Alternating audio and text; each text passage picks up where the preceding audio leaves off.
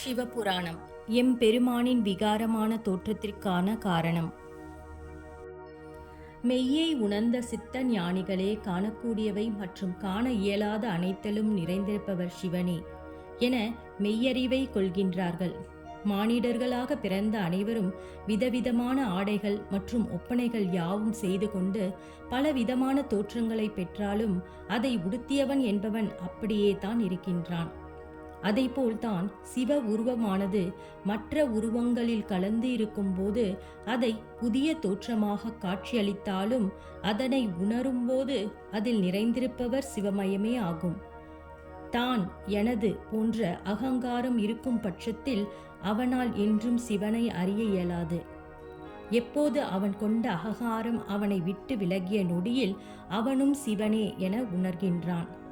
எம்பெருமானான சிவபெருமான் நாரதரே மேனை தேவியின் மனதில் இருந்த அஞ்ஞான எண்ணம் வெளிப்படவே எனது தோற்றமானது அவளின் கண்களுக்கு மட்டும் விகாரமான தோற்றம் கொண்டவராக காட்சியளித்தேன் என்று கூறினார். அவள் மனதில் கொண்ட மாயை இவ்வேளையில் விலகிக் கொண்டிருக்கின்றன. இப்பொழுதில் மேனை என்னை காண அனைத்தும் சுபிட்சமாகும் என்று எம்பெருமான் நாரதரிடம் கூறினார். நாரதரும் எம்பெருமான் அருளியபடி மேனை தேவியை காண சென்றார். நீ உன் மகள் பற்றிய கவலை விடுத்து சிவபெருமானை மனதில் எண்ணி அவர் மீது பக்தி கொள்ளும்படி திருமால் மேனைக்கு அறிவுறுத்தி கொண்டு இருந்தார். அவ்வேளையில் நாராயணா, இடையூறுக்கு மன்னிக்கவும் என்று கூறி மேனையை பார்த்து, என்னுடன் வாருங்கள், உங்களின் மனவேதனைகள் யாவும் நீங்கும், மனக்குழப்பங்கள் இருந்த இடங்கள் தெரியாது போகும் என கூறி பரமசிவன் வீற்றிருக்கும் இடத்திற்கு அழைத்து சென்றார். அங்கே அமர்ந்துள்ள எழில்மிகு தோற்றம் கொண்டவராக காட்சியளிக்கும் எம்பெருமானின் மெய் தோற்றம் காண்பாயாக என கூறி சிவபெருமான் வீற்றிருக்கும் இடத்தை காட்டினார் நாரதர். இருப்பினும் நாரதர் கூறிய வார்த்தைகளில் விருப்பம் இல்லாது, நான் அடைந்துள்ள துன்பங்கள் நீங்குமோ என்று கூறிக்கொண்டு நாரதர் காட்டிய திசையை கண்டார் மேனை தேவி. மனதில் இருக்கும் அஞ்ஞான எண்ணங்களை விடுத்து திவ்ய ஸ்வரூபமாக காட்சியளிக்கும் எம்பெருமானான சிவபெருமானை காண்பாயாக என்று கூறினார் நாரதர். மனதில் விருப்பமின்றி வேறு வழி எதுவும் தம்மிடம் இல்லை என எண்ணிக்கொண்டு நாரதர் காட்டிய திசையை மேனை தேவி கண்டார். என்ன ஒரு அதிசயம்! காண கிடைக்காத காட்சி! நாரதர் காட்டிய திசையில் இருந்து மேனையின் பார்வை அகலாது அங்கேயே இருந்தது. சற்று நேரத்திற்கு முன்பு இதே ரிஷப வாகனத்தில் இருந்த ஆண்டி எங்கே? யார் இந்த புதிய மனிதர்? அதே ரிஷப வாகனத்தில் அமர்ந்திருக்கும் இவர் யார்? தான் கண்ட 5 முகமும் 10 கைகள் இருந்த இடமும் எங்கே?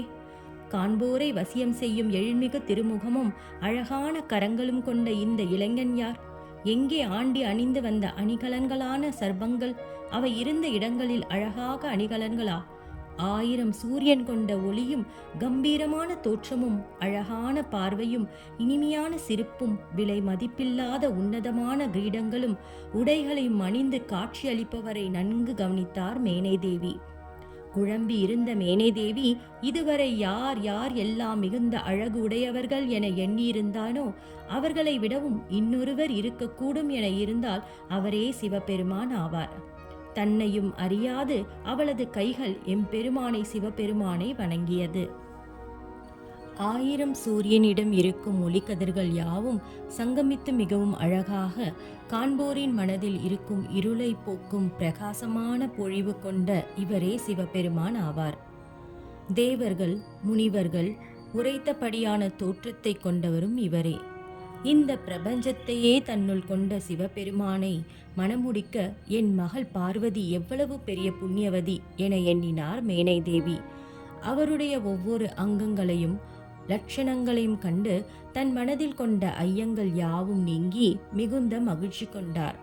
பின் எம்பெருமான் தேவ கணங்களோடு அரண்மனைக்குள் வரவே அவரை இன்முகத்தோடு வரவேற்றார் மேனை தேவி. பிரம்மதேவரும் விஷ்ணுவும் சிவபெருமானும் இரு புறங்களில் நிற்க அவர்களை பூஜித்து வரவேற்றாள்.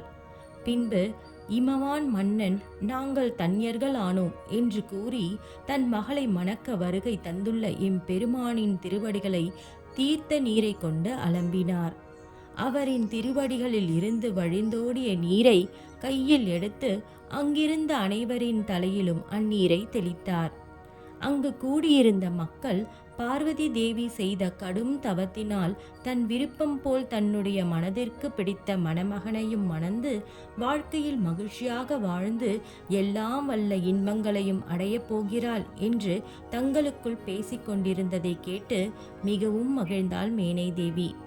இமவான் மன்னன் எம்பெருமானிடம் தன் மகளிடம் கொடுத்த வாக்கையும், என் மகளை நான் ஈன்ற பொழுதில் இருந்து எதிர்பார்த்த இந்த தருணங்களை அமைத்து தந்தமைக்கு சொல்வதற்கும் வார்த்தைகள் என்பதே இல்லை தேவரே, மிகுந்த நன்றிகள் என கூறினார். என் மகளின் விருப்பப்படி உற்றார் உறவினர் முன்னிலையில் என் மகளை கரம் பிடித்து அவளின் விருப்பத்தை நிறைவேற்ற வேண்டும் என்று கூறினார். ஓம் நம சிவாய.